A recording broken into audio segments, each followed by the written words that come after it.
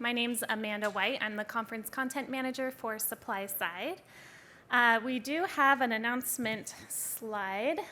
If you want to check that out, there's Wi-Fi information, expo hall hours, speed networking today from 2:45 to 3:45, so make sure you check that out.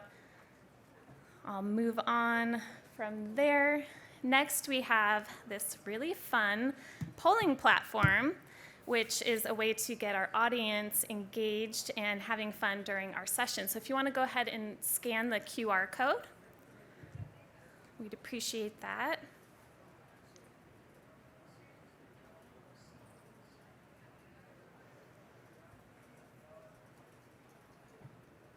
So we are going to ask our first polling question. So what challenges or opportunities do you foresee with the implementation of the Pet Food Label Modernization Initiative? Please submit a one-word answer. Go ahead and enter your answer. You'll hit the send button when you're done.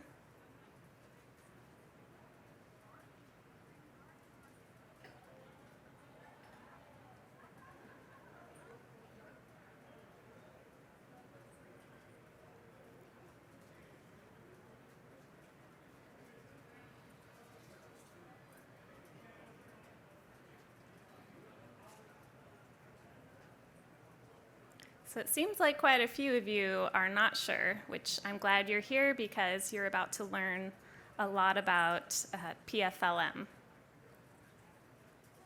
All right.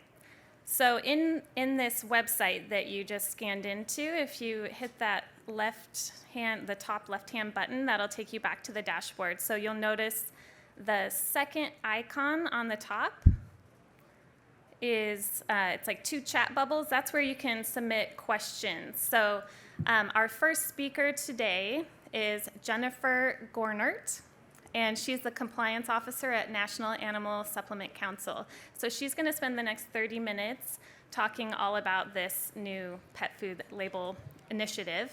And while she's speaking, you can go ahead and navigate to that center icon, the two chat bubbles, and ask your questions, and then we'll do a Q&A after she's done. So please welcome Jennifer.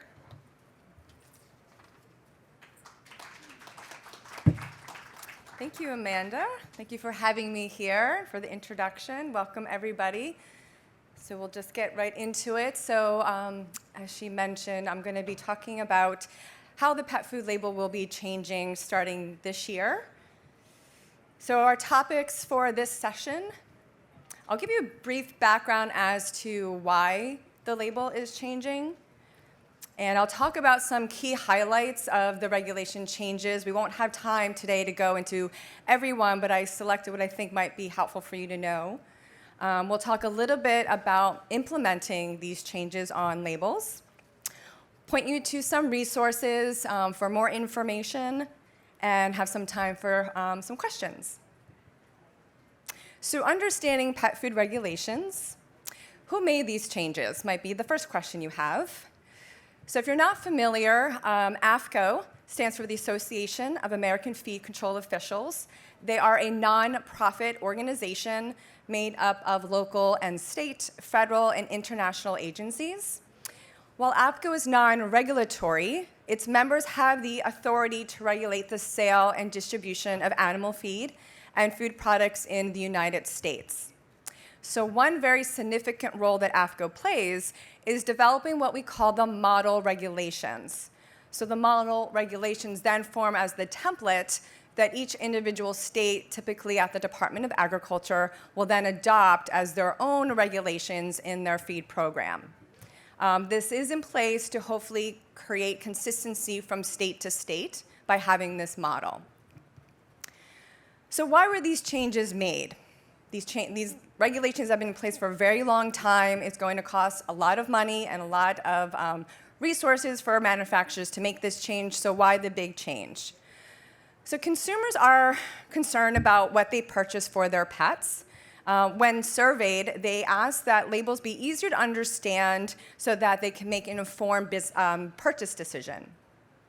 So back in 2015, AAFCO responded, and they initiated the Pet Food Label Modernization Project to update regulations specifically for labeling pet food products and to create a label that would be a little bit easier for the consumer to read and understand.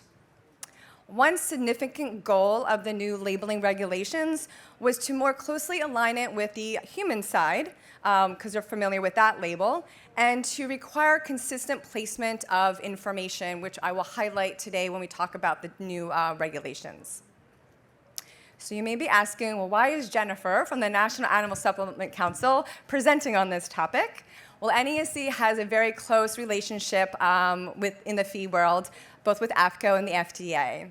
So NASC, if you're not familiar, the National Animal Supplement Council, we are the largest trade association to represent companies who market animal supplements to non-human food chain animals like dogs, cats, and horses.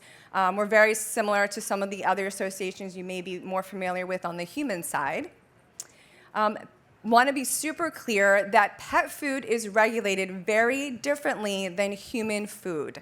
As such, animal supplements are regulated differently than human dietary supplements. So what you know on the human dietary side does not always translate on the animal side, and it's very important that that is clear, if you learn nothing else. So NASC, we provide a regulatory pathway for companies to help them market animal health supplements. So like I mentioned, NASC and AAFCO, we work very closely together. We have members that do market health supplements as well as food supplements. So changes made to the pet food regulations are going to impact our members. So Bill Bookout, the president of NASC, and myself are both advisors on the pet food committee for AAFCO and have been engaged in this product and being an advocate for the supplement side of this. And so that is why I am here. All right, so we'll get to what are some of the key changes to these regulations. There's going to be an addition of an intended use statement, which I think is great, as well as a nutritional adequacy claim. You're going to see a nutrition facts box. That's one of those changes that are going to be more similar to what you see on the human label. There's going to be some clarity to ingredients in the regulation. So for ingredient suppliers, that might be an important area for you to review. There's a new regulation regarding handling and storage instructions. This is optional. You don't need to include that information, but we see a lot of people are adding that information, so AAFCO wanted to add regulations to make that consistent, which another, I think, a good move. So we'll start with PF4. Again, if you're not familiar, I'm going to reference the regulation number. So in this circumstance, PF4 stands for Pet Food Regulation Number 4. All of this can be found in the AAFCO official publication. So this one's specific to the intended use statement. So when reviewing the label of animal food products, how does a consumer know the proper use of that product? There's been a lot of confusion because there hasn't been consistency. So the new requirement will require you to state the intended use of the product on the principal display panel. It's a verbatim statement, and it's going to include the intended species as well as the nutritional purpose. Before, or perhaps currently, you had to include the species on the principal display panel. Now you have to tie that into the nutritional purpose as well. And you will need to have it in a consistent location. That was an ask of the consumers, and it's going to be the lower third of the principal display panel, and it will have to be a distinct statement. So we're going to go over what are those options. So depending on the purpose of your product, you're going to have to pick one of the following 8. You sometimes maybe want to use words that aren't going to fit this directly. You're going to have to pick one of these 8, use it verbatim, and put it on your principal display panel. You're going to see some commonalities here. All 8 of them are going to include the species and the nutritional purpose. 2 of them are part of the complete food intended uses, so they're going to include the life stage as well. And again, they're all verbatim, meaning one question we keep getting, can we say food supplement for dogs? And the answer is no. Verbatim means species has to go first, and then the intended use. This is just a few images of mock-ups with the intended use statement. You can see they are distinct, word for word. matching, letting the consumer know pretty easily what is the purpose of this product. Again, you'll have to go to the regulation to read the definition of each of them, but just want to make sure you are aware. The nutritional adequacy claim is part of this regulation, but it's only going to be necessary if you have a product that is a complete feed. So the nutritional adequacy claim refers to the nutrient content of the pet food as it relates to the life stage. So perhaps you have a product that's meant just for puppies. So that's going to be one of the examples where you need to include the nutritional adequacy claim. And here are some examples. So again, food products that are intended to be a complete diet, but for a limited life stage or size of the pet or specialty pet. Two options for you would be complete food for perhaps puppies or kittens, or you could say complete adult cat food. So just two options, and you can see again, they are distinct statements on the lower third. There are some formatting details that you want to be aware of regarding the intended use statement. You're going to use the net quantity statement kind of as your reference point for these. So in relationship to your net quantity statement, which is also in the lower third, the intended use statement must be equal or greater to in type height, appear in the same color and background color and style as the net quantity statement, and be on the same background color. The key thing here is making sure that it's distinct and easy for the consumer to find. The next regulation we'll highlight is Regulation PF5, which is the Pet Nutrition Facts Box. So again, this is kind of stealing from the human side, creating a format that's going to be a little bit more familiar. So this was in response to that survey and what the consumers are asking for. You're going to see the calories, which have always been required, but now they're going to be required in that nutrition facts box. And there's going to be a breakdown of calories. This part is new, where it's the calories from protein, fat, and carbohydrates. The nutrients will still be listed following AAFCO's nutrient profile, so the same order, same unit, but now in addition to the percentage, which you're familiar with, you're going to have to also include the quantity stated per familiar household unit. That, I think, is a great add as well. A lot of consumers are more familiar with looking at nutrients in that way, and I'll show you an example here in a minute. The total carbohydrate and dietary fiber guarantees have now been replaced with the crude fiber guarantee. So that's another significant change, and one reason why you don't want to wait to the last minute to start updating your labels, because obviously you're going to have to get your products reanalyzed to get this information. And the nutritional adequacy statement, the regulation has not changed. The language is the same. The only thing that has changed is now you are required to include this in the nutrition facts box. Currently, you can place it anywhere on the label. Now there's a consistent location where you'll have to find it. So that's really the only change with that one. So here is the breakdown of what it might look like. You'll see the heading. That's going to be a required heading, Pet Nutrition Facts. And it needs to be twice the size of all other text in that box.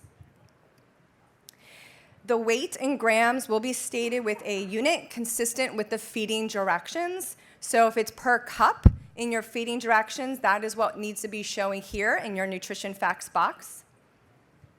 And then you can see over here, that second column is the new information that you might not have currently. Right now, everything's in a percentage, so it's that second column that will be in addition. As I mentioned, the total calorie content must be listed and be consistent with your feeding directions. You're going to hear that a lot. A lot of the information you're presenting needs to be consistent with the feeding directions, and it does have that breakdown of calories from protein, fat, and carbohydrates. All nutrients that you're claiming supports the product. If you have any claims, this is a great source of something. You need to include that here.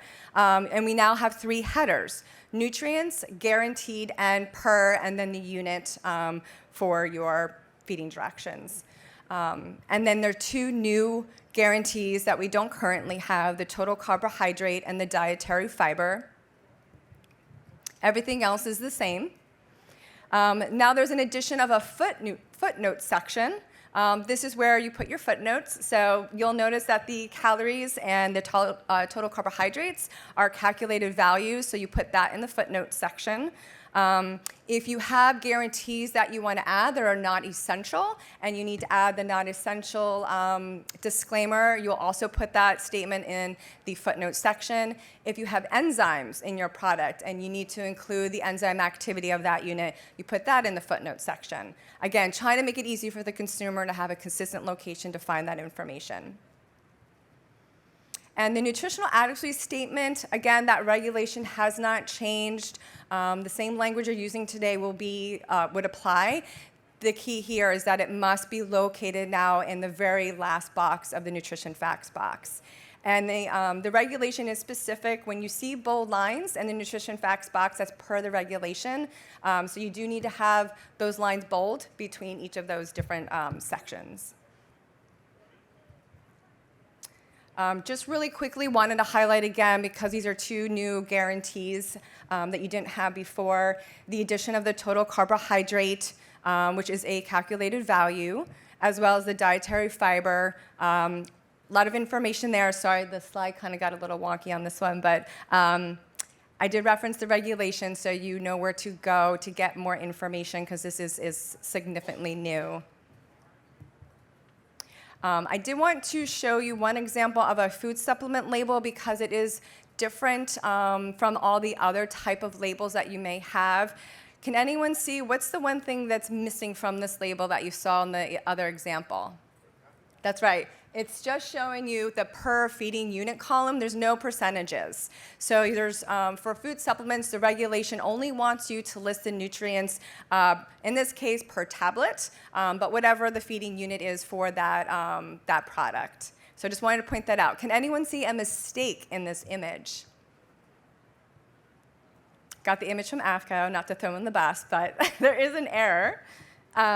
So if you remember, I said the intended use needs to be in the same color and background as your net quantity. Well, the net quantity here has an orange background, and the dog food supplement claim, it has a blue background. So technically, that's not right. We do get lots of questions about packaging that is for small or very small packaging. When you read these regulations, especially the Pet Nutrition Facts box, you might be wondering, how am I going to fit all this on my small packaging? There's just not enough room. Don't worry, there are some allowances. You won't need to include everything on your packages. Again, I referenced the regulations, so you can look there for more information if that applies to you. Okay, we're going on to Regulation 6, which is the ingredient statement. I think the key thing here is that a lot of the things that they incorporate in the regulation have been already being practiced by regulators, and we just wanted to have consistency and for the manufacturers to know that these practices are acceptable. So that's what the changes were. Nothing really, really significant. Again, referencing those regulations so that if you are interested to learn more, you know where to go. So they talk about common and usual names, ingredients with a standard of identity like peanut butter, vitamins. This was a good change. They are allowing commonly familiar terms of vitamins to be listed because that's what consumers are familiar with. Naming of fish ingredients has been addressed. The sugar definition has been addressed. The usage of the term organic, which I think everyone has been pretty consistent on and knowing how to apply that word according to the USDA National Organic Program, but that's been addressed in the regulation as well.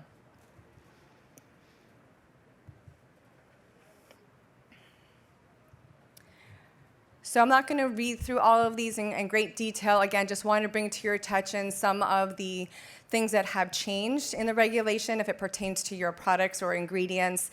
They do address standard of identity and those types of ingredients, vitamins and mineral premix. This was always a common question. If you have a premix, how do I list all of those vitamins and minerals? And it's very clear now that you are able to have the header vitamins, and then right after it, immediately put in parentheses the vitamins that make up that premix, and you can apply the same thing for minerals. So that was a nice add. They also, AAFCO now included a table. You may have seen this. I think this was published in the last OP.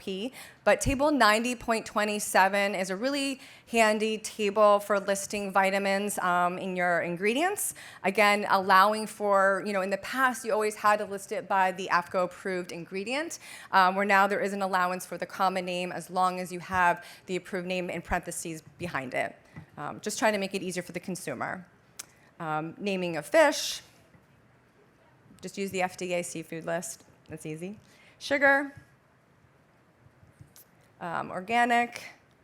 The thing with the organic was that you can't use quality or grade in a reference in the ingredient statement, but organic is different. So you may use organic as long as that ingredient is certified and follows the US state regulation. Another new thing that I think will be helpful is the Common Food Index. This was created to provide clarity on commonly used ingredients that are allowed but may not be listed in the OP. As you know, there's not this exhaustive list of common and usual names, and so this is going to be handy for some of those things that you might not be sure if they're okay or not, and you can submit. If you have an ingredient that's not on the index that you think should be, there is a mechanism on the AAFCO's website where you can submit ingredients for them to review and possibly add on to the index. So you can check that out on their website. What hasn't changed regarding the ingredients, again, all ingredients need to be listed in the same size, style, and color. You can't highlight, you can't make something bold to stand out. They all need to be consistent. The ingredients must be listed in descending order of predominance. That's an easy one. They must be listed by the AAFCO defined name. Maybe your manufacturer gives you some ingredients and you're just going to copy the ingredients they provide you. You need to double check in the official publication and make sure it is the correct terminology. Brand or trade names cannot be used in the ingredient statement. You can make those claims elsewhere on your label, but not in the ingredient statement. And references to the quality or grade of ingredient cannot be in the ingredient statement, which I mentioned before, which ties into organic. Moving on, Regulation 8 is feeding directions. Nothing really significant has changed. It's pretty consistent with the current, but just really highlighting that all foods must have feeding directions that's consistent with your intended use statement. So if you're saying that your product is a complete diet, your feeding directions must reflect that. If you're labeling it as a treat, then your feeding directions must reflect that. So just keep that in mind. If it's going to be a product that must be used under the supervision of a veterinarian, you do have the allowance of making the disclaimer in lieu of feeding directions. So that is allowed. And then just a couple examples of feeding directions. So if you're claiming on the front that in the intended use statement, your product is for puppies, your feeding directions need to be specific to puppies. So just a couple examples of how your directions may look. PF11, this is the part of the label where you need to declare the manufacturer or distributor of your product. The change here, so this is not a new regulation, but just kind of a new add. If the business whose name appears on the label is not the manufacturer, then you must declare it as the manufactured for, distributed by, or whatever the case may be. You need to be very clear on that. And when a person packs or distributes pet food in a place other than the principal business, the label can state the principal place of business instead of the actual place where the product was packaged. So two minor edits for this section of the regulation. Handling and storage, I think this is a great add as well because we've seen so many companies adding storage and handling instructions anyway. So now we're going to have some consistent language and formatting. To be clear, it's optional. You're not required to include this on the label. But if you are going to include it, then you must follow the regulation. So you have a heading that would be required handling and storage instructions in bold. The heading must be distinct and separate from feeding directions. We often see handling and storage mixed in with the feeding directions. Those are two separate regulations and they can't be combined, so make sure they're distinct. They must be easily read under typical conditions. And if you're going to include this, the graphics needs to include both the image and the text, and you can get that directly from the AAFCO website. But those are the examples of the different handling and storage instructions you may add to your label. Okay, implementation. This is the big question. So in case you're not familiar, as I mentioned in the very beginning, AAFCO is non-regulatory. They create the model regulations. Those model regulations were voted on by membership last August and approved. They were published in January. So what happens next is each state, typically the Department of Agriculture, they have to go through their own rulemaking process to adopt these changes into their feed program. Every state has a different rulemaking process. Sometimes they get updated immediately, and sometimes they can take a couple years. Literally, it does take a lot of time to make such a significant change to the rule. We want to make sure all stakeholders are involved in that conversation, and so it does take time. The tricky part is that means there's going to be a period of time where you will see on the shelf products labeled how they currently are, as well as products are going to be labeled with this new regulation. That's just the reality of having this big transition. AAFCO and trade associations will be conducting status reports throughout this period. They've actually just put out a survey recently. They're going to report that out in August at their annual meeting to let industry know how are the states doing, where are they in this process, what are some of the hurdles they're dealing with. So AAFCO did ask the states to provide a discretionary period of 6 years, meaning they know this is going to take time and allow for people to register products under either label format. And at year 5, they will do a real hard status update to see, was 6 years really enough time, or do they need more? And they may move that up or down depending on where things stand at that time. So for you, in the meantime, definitely become familiar with this regulation. You know, this is a quick 30-minute presentation with just the highlights so that you are familiar with them. But as far as truly understanding them to the point where you can implement them correctly on a label is going to take more effort on your end to learn that, and for your marketing people and whomever else is on your team developing these. So regardless of when you plan to implement them, the first step would become familiar with the regulations. One easy way to do that would be to purchase the AAFCO official publication. That is where it is printed.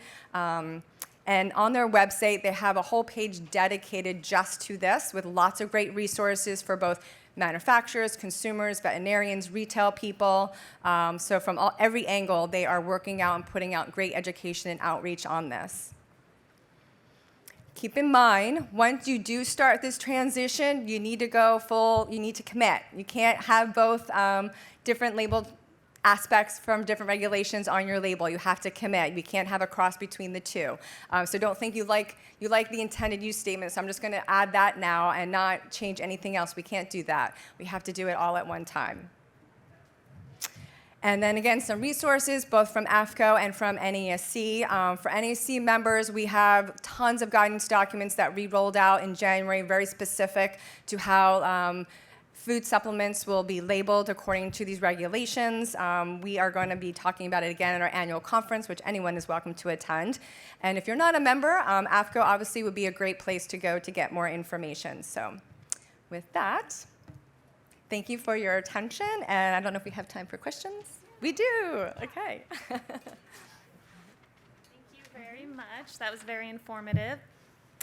So again, you can go back to that website and navigate to the middle icon. It's 2 chat bubbles, and that's where you can ask your questions. You can scan the QR code if you need to get back into that. So the first question somebody had was, are the feed supplement labeling guidelines and examples updated on the NASC website? Yes. Okay. PF4 can multiply, no. PF4, can multiple species be identified on the same product/label? Yes. Okay, moving right along. Will the new PFLM rollout affect feed products only, or will it also include dosage form animal health products as well? Only food. Only food, not health supplements. All right. Any other questions? That's it? Okay. So moving on, we're going to do our next polling question. Looks like you guys are already getting right to it, but go ahead and scan the QR code if you need to get back in and then answer this question. Which trend do you think will have the most significant impact on the animal nutrition industry over the next decade?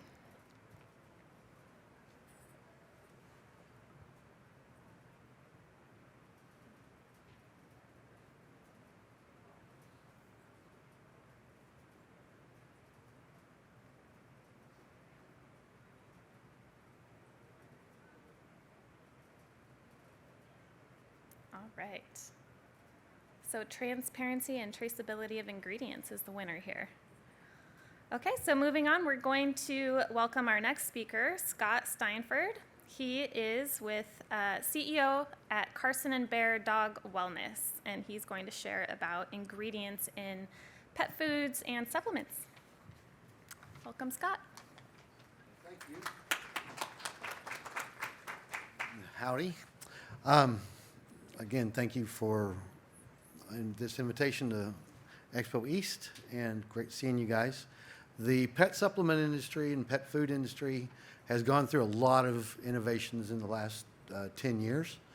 I was in the human side with a company called Doctor's Best, and found myself CEO of a company called Zesty Paws, which had a very similar format and platform of transparency of ingredients. I did see that when you did your voting up here, transparency was the leading trend that you thought was going to go into the future, and I totally concur with that.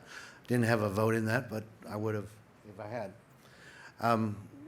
What I want to talk about is a little bit about is the innovation of the ingredients specifically, and just apply a few minutes to talk about where and what they come from. A lot of the Okay, there we go. A lot of the ingredients right now have simply come from the human side. And I can tell you with the Zesty Paws, I'll tell you that Doctor's Best, we had a platform that was based on branded ingredients, put the brand on the front, transparency, everything we talked about. And in 2013, I suggested to the owners of the company at that time that that would be a good way to provide pet information too, and a pet product. And it was determined in 2013 that the market was not big enough, and there just really wasn't, it wasn't a good opportunity. And so then in 2016 and going into 2017, I went to a different company, and we took that same idea that we had at Doctor's Best and applied it over to Zesty Paws, and it turned out to be a phenomenal success, and Zesty Paws is now the #1 pet supplement in the market. And that is a testament to what I still believe is the consumers, and by consumers we can't really state consumers, but customers that provide their dogs their supplements are realizing that science and transparency are both important. The industry now is over $300 billion and is expected to be over $500 billion by 2030. So it's a very sizable market, and it's still growing incredibly fast.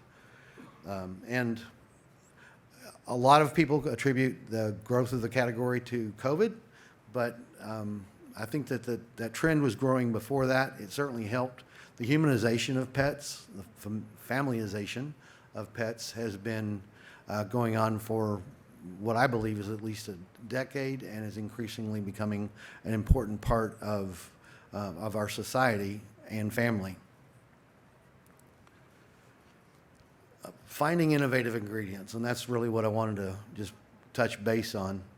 And I want to reiterate what Jennifer said, is that NASC is probably the best resource from a trade industry that this entire industry has. We're having worked, ran trade associations as well as worked with trade associations. NASC is by far, in my opinion, the best resource in the industry and certainly the pet industry. And anything you do, you really should go through or work with NASC. AAFCO, have tons of information, but is not as easily understood. NASC helps you understand that, as we just saw from Jennifer's presentation. I'm going to go through the descriptions because Jennifer just did that, but I do want to reiterate that the National Animal Supplement Council is an important component to the growth of our industry, and by that I mean the pet supplement industry, and highly encourage you to become members and really pay attention to what they're providing, because they are creating the direction, not just reporting the direction of the industry and the requirements. All right, something that's different that I just want to point out, one little takeaway that I found important in my days at Zesty Paws, which the human side, it's natural to look at the human side and see what claims and conditions are being focused on the human side. And so there it's easy to take ingredients and see how they might apply to animals, and specifically our pets. What I'm going to present here, though, is that there's a number of companies that really focus on pets. I mean, focus on livestock, but are starting to focus on pets. And there's a really good correlation between the animals that are on our farms and ranches, et cetera, and those that are in our homes now as canine pets. But also these companies are getting into the both human and pet space industries, and specifically companies like Cargill, ADM just recently bought Petdyne, which was the largest pet treat manufacturer, or at least for pet supplements, and it was a several $100 million acquisition, so ADM's getting into it very significantly. Additionally, they bought a human probiotic company called Deerland, and they are providing plans and research to present probiotics and research probiotics to the canine community. Of course, Alltech, I don't know if you've heard of them, but they're a very important resource. They've been working on something I'll talk about in a minute called mycotoxin management, which is, just out of curiosity, how many, this isn't a poll question, just raise your hand. How many of you are familiar with mycotoxin concerns within the pet food industry? Okay, I think that's going to be a very up-and-coming conversation going forward. And Alltech I've been to their facility, and it has an amazing lab and an amazing approach to mycotoxin management for livestock and livestock longevity. And a lot of the programs that they're developing will probably run into or meld into their pet plans. And they have created a pet division now and creating science to support the ingredients that they've been producing for 40 years to support the use of those ingredients in pet food and pet supplements. Purina is well known in this space. Kimmin has done a great job. Cargill, an interesting story there is Cargill bought a company called Blue Diamond, Diamond V. Diamond V. And Diamond V had a product that was designed for livestock, and in the production of it, it was determined that there were health benefits to humans just because of the dust they were inhaling. And that ingredient, the human ingredient that was derived from the Diamond V products, was called Epicor. How many of you have heard of Epicor? Okay, it's a very popular product out here, and is a very good success story of a product coming from the animal space to the human space, and is also now in the pet space. So this is a list of companies that I would put on your radar, outside of all the ones you see out here, that may be good opportunities for innovative products going forward. And the reason I like this list is because these companies are also supplying science to support it. It's not just borrowed science that comes from human clinicals that you just want to apply to pet products. They're introducing regular science, and your support can help them with that. And ingredients for consideration, personally believe that in the feed supply right now, and by feed supply I mean livestock primarily, they focus on longevity, allergy, immunity, and gut health. Those are the three main categories that we're seeing emerging in the pet health, and so I see this synergy developing.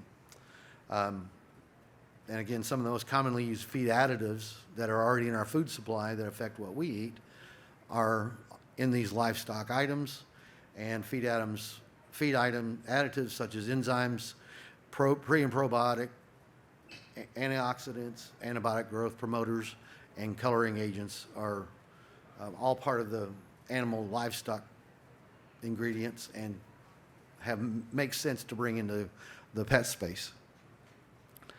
And finally, I think if what brought me into this space in the first place was fundamentally a love for dogs. But second, I went through a loss of a pet, and I wanted to find out more of what is causing what I considered premature death.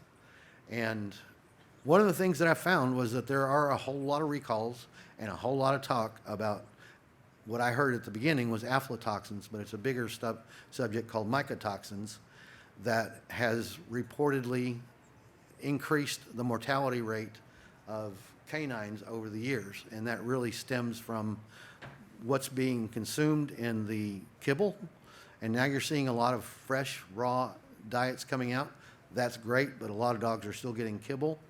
And there is a concern that what's in those ingredients, which are mycotoxins, which, by the way, we ingest, we can excrete easier, but these mycotoxins are building within the animal population, and specific canines. To not go into deep detail, their digestive system is different than ours, so these mycotoxins are a concern that have been in the scientific community discussions for a number of years. And I believe that discussion is going to become more of a intent and education by the food suppliers, as well as certainly supplements and treats. So I think mycotoxins, if it's not on your radar yet, you might want to just do some research on it and see where that comes. I've got a website here. There's also Dog Food Advisor that does information on dog food recalls, but in the recalls, this is much more of an issue than most of us understand. So got a little chart here on mycotoxins and their binders, and there's a lot of different types of mycotoxin binders.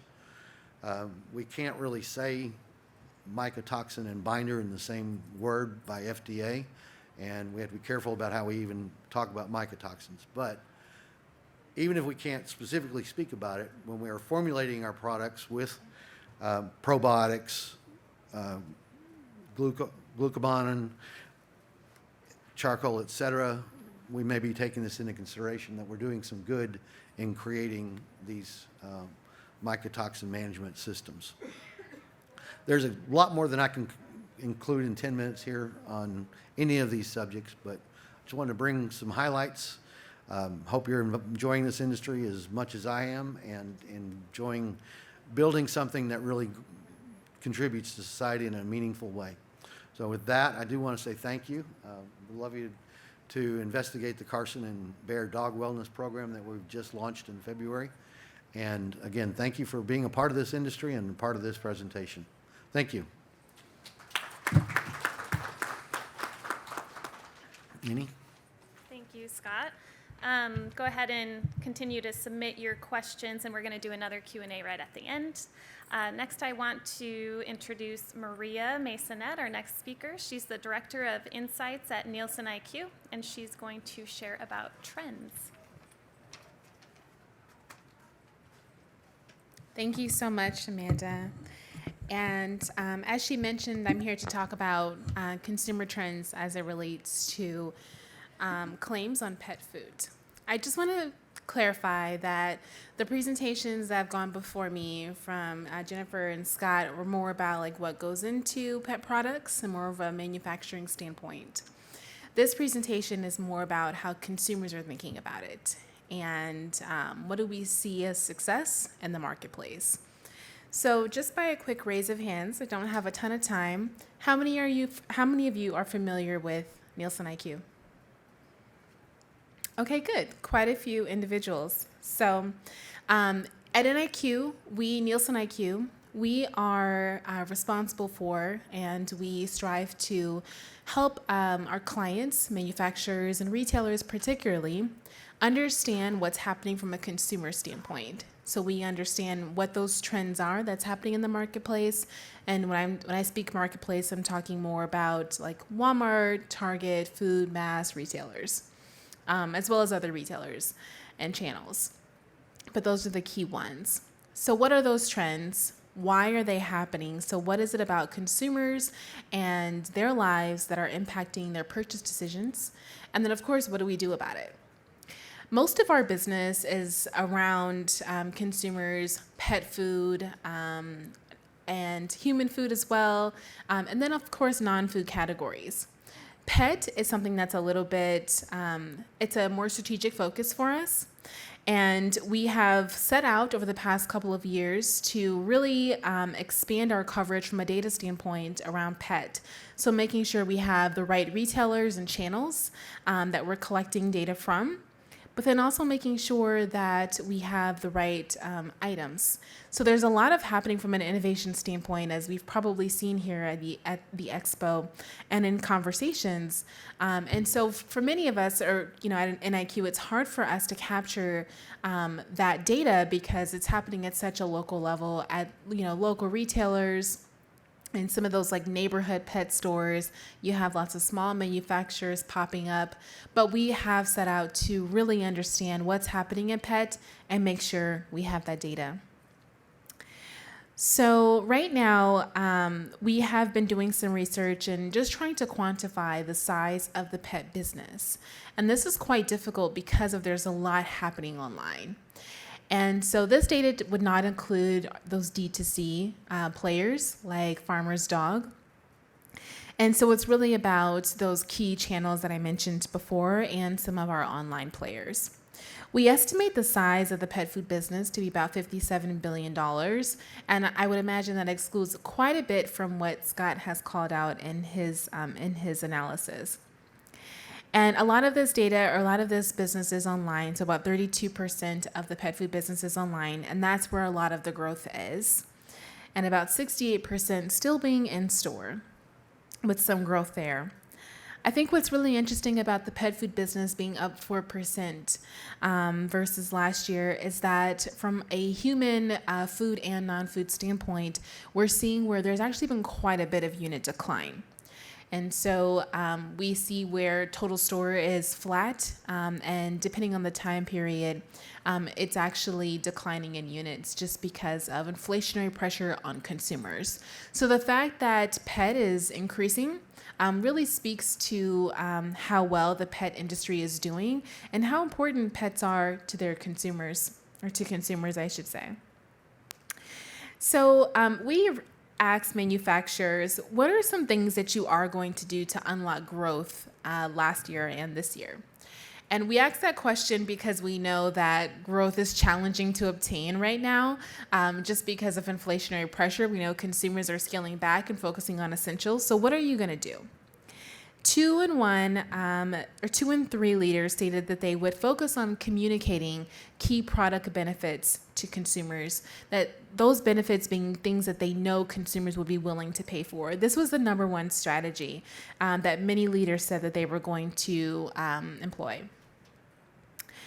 And so as it relates to pet, some of those things, those benefits that we know consumers are willing to pay for, are products that offer some type of health benefit or meet needs of pets.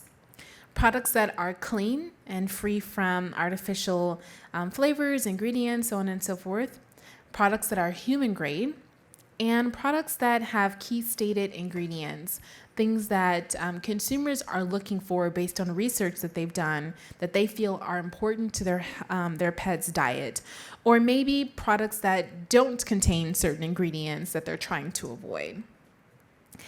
And when we look across these different segments and groups of claims actually that are being made on product packaging, we found that certain claims are increasing in their share of pet food, meaning they're becoming more important to the category.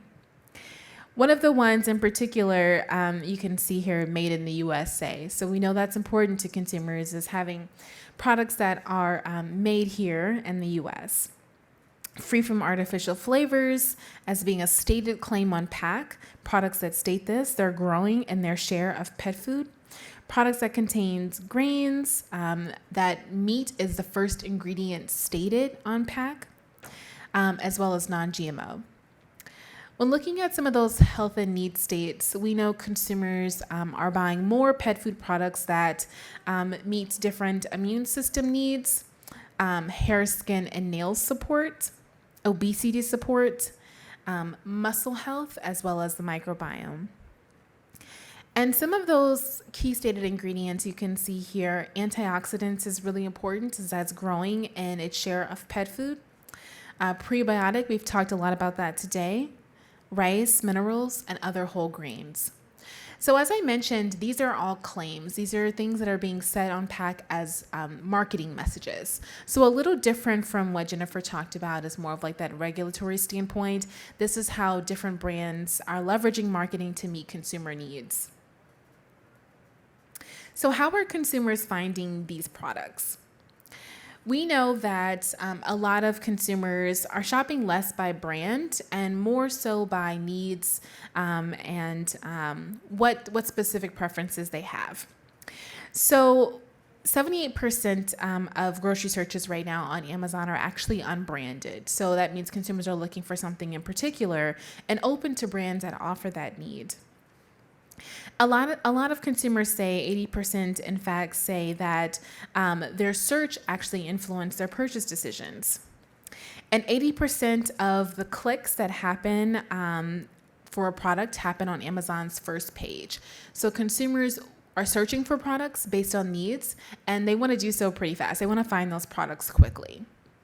Some of the things that consumers are searching for as it relates to pet food are actually things around dried and dehydrated, freeze-dried, catnip ingredients and flavors, kidney health, so getting into those need states, as well as joint health. We saw made in the USA as one of the key things that is gaining share in pet food, and now we see it as something that consumers are increasingly searching for, having pet food that's made here locally in the US. All natural, high quality ingredients, liver health, and plant-based.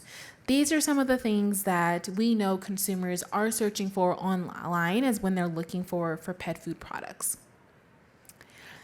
I think what's happening in the pet industry is really interesting. It's not just about food.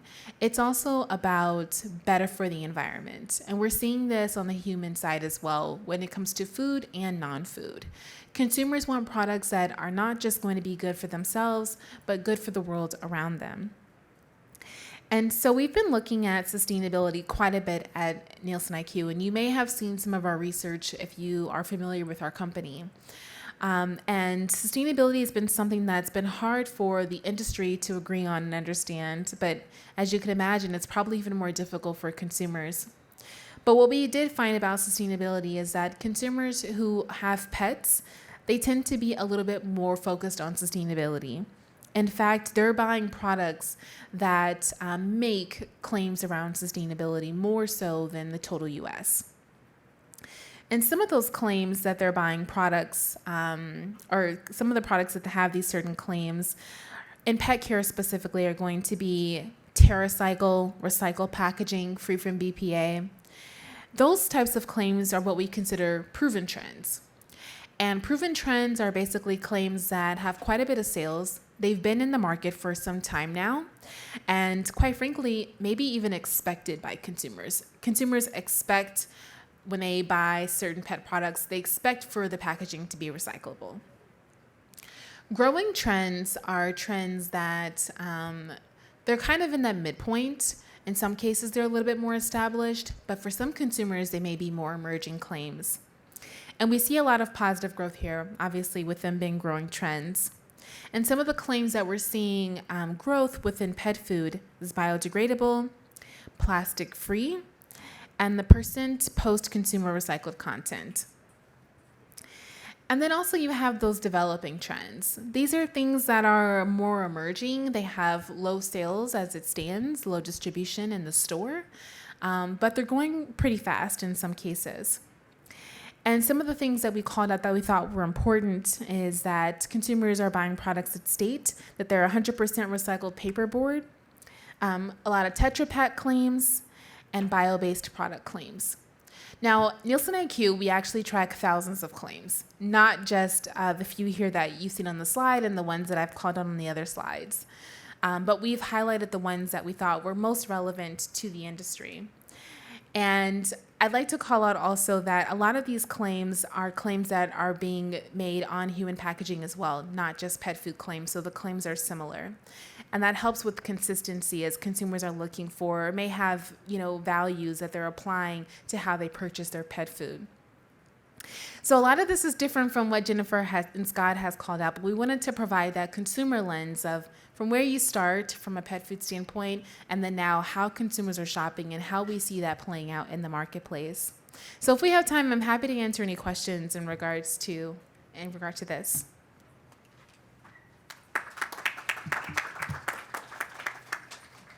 Thank you so much. We do have a couple questions that came in. Is TerraCycling synonymous with upcycling? And you guys should have a microphone. I think it's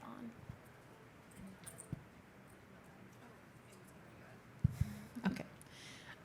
No, I don't believe that they are the same thing, but we do track upcycling as well. And so in terms of our claims, maybe I should be clear about that. They're not the same thing in terms of claims.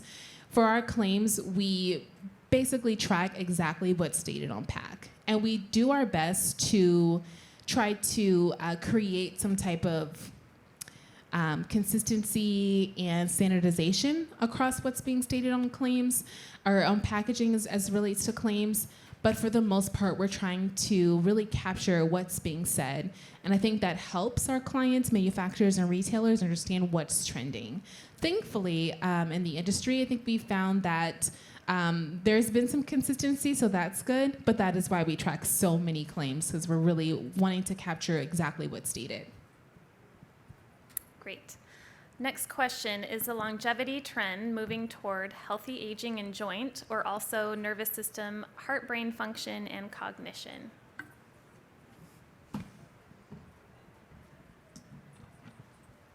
Hello? Okay.